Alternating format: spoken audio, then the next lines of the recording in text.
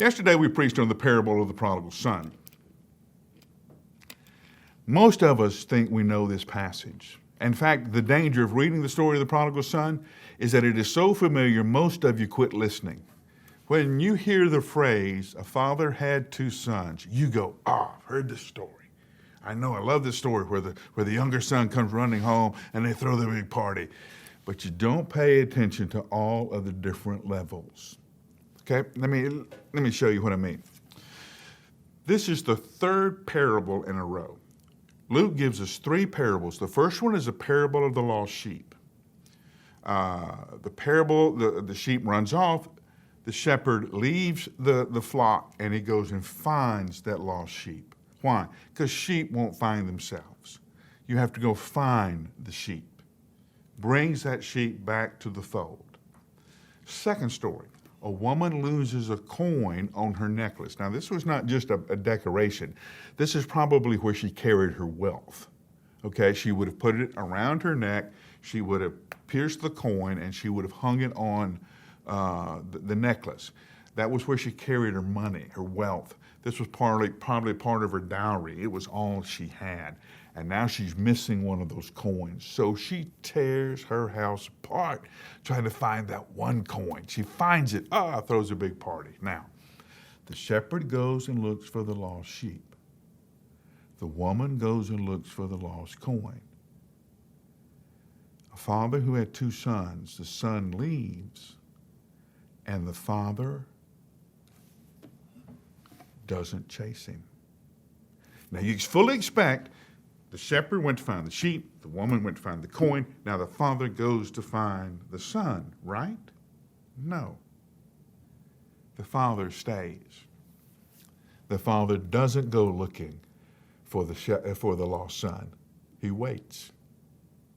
Now you think it'd be the other way around. You think the story is how the father, quit everything, left the farm, abandoned the ranch, and went to find this lost son and brought this lost son back home. But he doesn't. He waits until the lost son finds himself. Luke uses an interesting phrase in this passage. In the middle of the pigsty, feeding the pigs, starving to death, the son says that he came to himself. Now, you ever think about that? How do you lose yourself? What? I turned around and there I was. It happens all the time. Listen, have you got a watch? Yeah, I got a watch. It'll tell me the temperature. It'll tell me the barometric pressure. It'll tell me the time. It'll tell me all the sports scores. It'll tell me everything but the time. So when is a watch not a watch?